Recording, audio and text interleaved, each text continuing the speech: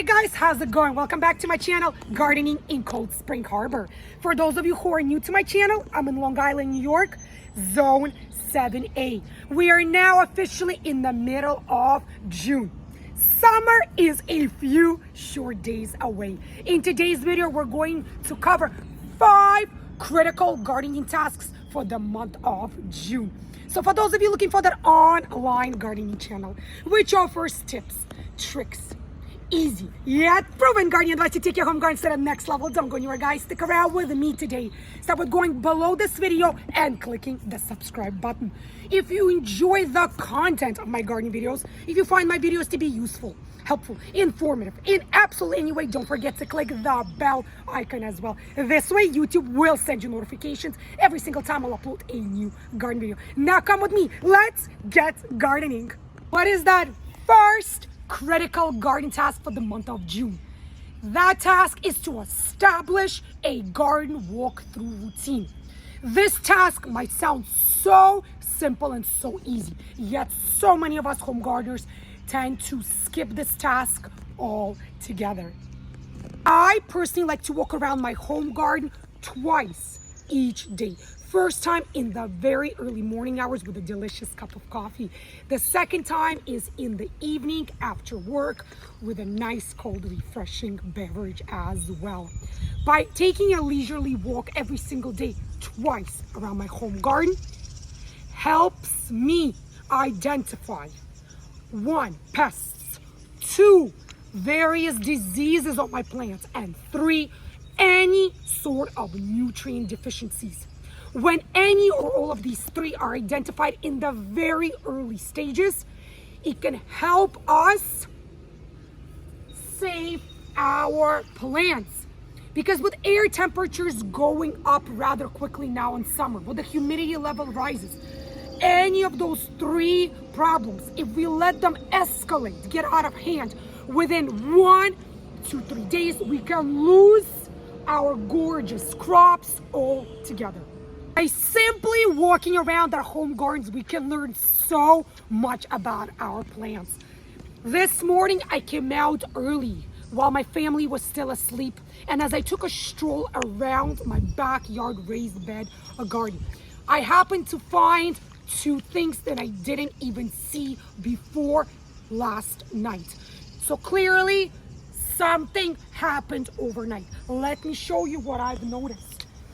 Right over here on my beautiful pepper plant, I am seeing these beige brown marks on the foliage. This is an indication of some sort of a disease, whether it's fungal or bacterial. So the fact that I noticed this problem while it's just starting, I can help eliminate, I can help save my beautiful pepper plant. Now that I've noticed this problem with my pepper plant, look how beautiful these buds are. Look how many peppers are already growing on it.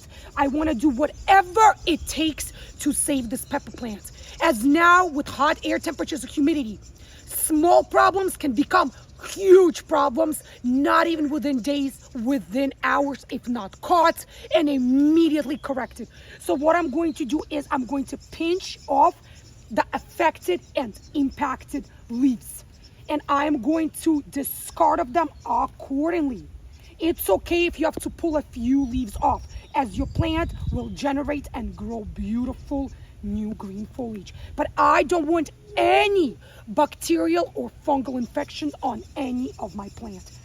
Here you go. I was able to pull off 6 impacted, affected leaves, and I'm going to throw them out, burn them, get rid of them, never compost any foliage that's been impacted or has signs of disease. And another problem that I discovered earlier this morning as I was taking a leisurely stroll through my home garden. I've noticed these unsightly, ugly holes in the leaves or the foliage of my eggplants. I have various eggplant varieties growing right here in this raised bed. And these unsightly holes were not here last night. That which means that some unwanted, uninvited pest has made its way to my home garden overnight and started to chew on the leaves of my eggplants. Before this issue gets out of hand, before this pest completely devours and destroys my eggplants, I have to take matters into my own hands. I have to get the situation under control. I am going to treat all of my eggplants right over here with neem oil, which is great for organic gardening. I want to make sure that whatever pest was chewing on my eggplants will get away from my home garden once and for all. Remember, with hot air temperatures, with humidity, all of these little problems that all of us home gardeners get during our summer gardening seasons can go from 0 to 100 within hours if left untouched and unnoticed. Second critical gardening task for the month of June. That task is to establish fertilization routine. Many of us fertilize our crops at planting time, early spring. However, as our plants start to grow, get larger, they will require more nutrition, more consistent fertilization. As our plants grow, as the air temperatures go up, our plants will start to stress out. They will be looking for those extra nutrients. Plants start to grow, start to mature, set flowers as well as beautiful, delicious fruit. They're going to look for those extra nutrients, especially if you're growing your crops in grow bags, pots, or containers. Remember, their root system is bound to that specific pot, that specific grow bag or container. It doesn't have that much room to space out. So if you're growing your crops in a pot or a container, I highly recommend you fertilize every 7 to 10 days. If you are growing in a raised garden bed or directly in the soil of your home garden, you can stretch the time a bit. You can fertilize somewhere between 10 to 14 days. Now let me show you how I like to fertilize the crops in my home garden, what I prefer to use. I personally fertilize each of the crops growing in my home garden every 10 to 14 days as I grow them in raised garden beds or directly in the soil of my home garden. I first and foremost always add a Spoma organic garden tone fertilizer. It has an NPK ratio of 3 to 4 to 4. I add it directly under each of the plants, right on top of the soil surface. After I am done adding the Spoma organic garden tone, I also add bone meal. I sprinkle bone meal right around the plant's root ball system, and I use my fingers to work it in, just like that. As you're watering your crops, the fertilizers will make its way into the plant's root system. However, don't forget that these are granular fertilizers, so they will need some time to get into the plant's root system. Also, bone meal is rich in calcium and phosphorus, which are responsible for strong root system and abundant blooms. And remember, each bloom will give you a fruit. For those of you, my fellow home gardeners who got busy with our lives, if we know that we have definitely neglected fertilization routine for some time now, then what is another thing that you must urgently do? You must urgently fertilize your crops with water-soluble fertilizer, such as fish emulsion or fish fertilizer. By mixing it with water and adding a mixture of tap water and fish fertilizer, you're gonna give that instant feeding to each and every single one of your crops. I always add fish emulsion on top of the Spoma organic garden tone and on top of bone meal. Why? Because bone meal and granular fertilizer will take days to break down and to go into the root system, whereas water-soluble fertilizer will take minutes to hours to kick in and to start working. That third critical gardening task for the month of June. That task is to stay on top of our watering practices. We must check our soil for moisture content on daily basis. In fact, as the air temperatures go up, as the humidity levels go up, we should water our plants, the crops in our home garden, twice each day. First time, early morning hours before the sun gets too hot. Second time is late evenings as the sun starts to set. Many of us start hating coming out on daily basis to water plants as the temperatures go up. As soon as the temperatures hit 90 degrees or above, we start dreading this watering task. However, if we skip this task altogether, our plants are going to start suffering. For those of us who hate coming out in the middle of the day or on daily basis to water plants, you could definitely get drip irrigation system. I know that it could be costly for some of us or time consuming. However, in the long run, it is going to be quite rewarding. I personally do not have a drip irrigation system right over here in my raised backyard garden. So I personally come out twice each day, morning and late evening, and water my crops using a hose. Remember, when watering using a hose, you should always water from below. You never want to splash any soil or any moisture onto the foliage of your crops. Why? Because if you're going to be splashing water from the soil onto the foliage of your crops, you are inviting fungal and bacterial diseases. This is exactly where they start, where they come from. From us home gardeners watering from overhead and splashing all the moisture onto the foliage of the plants. Unlike my backyard raised bed garden, my south side garden has drip irrigation systems set up in each of the planting rows. So I never have to worry about coming out here twice a day and watering my crops, as the drip line irrigation system does all the watering for me on a daily basis. Unlike my raised bed backyard garden area, my south side garden has drip irrigation systems set up for each of the planting rows, and you could see so yourself right over here.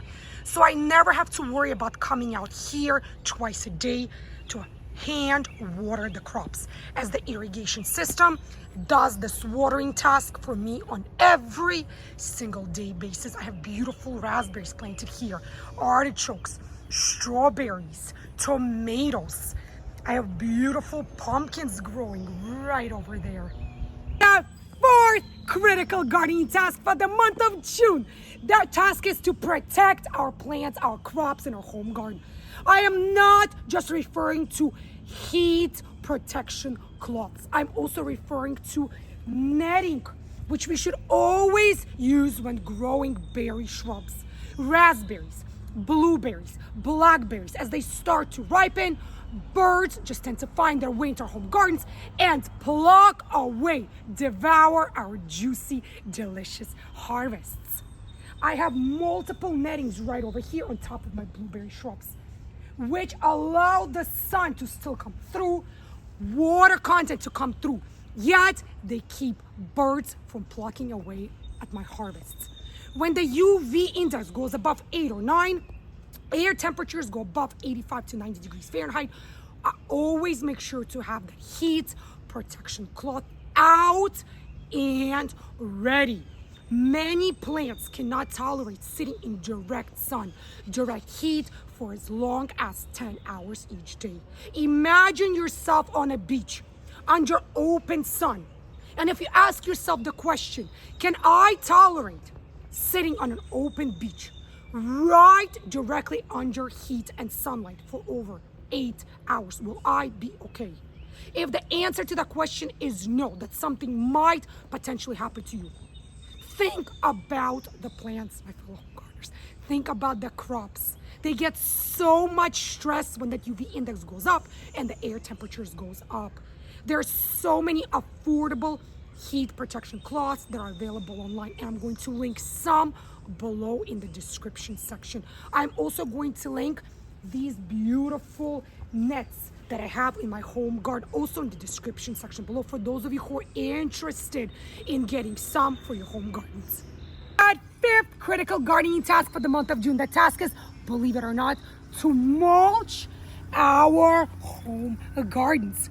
Mulch not only brings all those nutrients back to the soil, it also retains moisture content in our soil and prevents weeds. If you live in cooler climates where your spring seasons are mild, where your early summer seasons are also on the cooler side, you should wait until the air temperatures will go much higher before you start to mulch the soil of your home garden. What type of mulch should you use? Any type of natural mulch. Make sure it's not rubber mulch. Make sure it's not dyed mulch either. You can use weed straw, which is what I'm using right over here. You can use pine bark. You can even go out into the forest, pick up some dry pine needles. You can even use dry grass clippings. Just make sure that the grass that you are using has not been treated with herbicide or pesticides. As you could see, my fellow home gardeners, I have my raised garden beds filled with weed straw mulch right over here. And I wanted to give you a closer look and show you that there is not a single weed growing in my raised garden beds. I also wanted to get in closer and to show you all the moisture that's staying deep within the soil thanks to this mulch. I'm going to dig deeper below, and I want to show you that as deep as I'm digging, the soil is still quite moist, which is exactly what you need and what you want, especially during hot summer days. Unlike my other raised garden beds, this raised garden bed in particular has been only partially mulched, and you could see it right over here. This other half has not been mulched just yet, and I wanted to get in closer and show you the difference. Where the mulch ends, weeds start right over there, unfortunately, which is exactly what you're going to start dealing with if you don't appropriately apply mulch to the soil of your home garden. So every time when I don't apply mulch, I have to get in here and pull out all of these unsightly weeds, which is exactly why I highly recommend that you take the time to add natural mulch to your home gardens. Another aspect I wanted to show you, my fellow home gardeners, is the difference in the moisture content between the mulched areas and the areas that were left without mulch. If I move away the mulch right over here, you could see how much darker the coloring of the soil is compared to this area right over here, which has not been mulched. If I try to dig right over here, you could see how much drier the soil is compared to this soil right over here. The soil moisture content in the area where I applied mulch is much higher. That's it for this video, you guys. Thank you so much for joining me here today in my home garden in Long Island, New York, Zone 7A. In today's video, we spoke about 5 critical gardening tasks for the month of June. For those of you who enjoyed the content of today's video, if you found today's video to be useful, helpful, informative, in absolutely any way, show me that support by clicking thumbs up below. Leave your comments in the comment section as well. Lately, many more of you, my fellow home gardeners, have been writing to me. I read each and every single one of your comments and personally respond to each and every single one of you. For those of you who haven't yet subscribed to my gardening channel, Gardening in Cold Spring Harbor, don't wait any longer, guys. Do so today. Super easy for you, super pleasing and rewarding to me. Just go below this video and click the subscribe button. Click the bell icon as well if you want YouTube to send you notifications every single time I'll upload a new gardening video. Stay healthy, happy, be well, enjoy this gorgeous weather. Get out there to your home gardens and get your hands nice and dirty. And as I always like to say, happy gardening, guys, and I'll see you again in my new upcoming gardening videos. Bye, guys.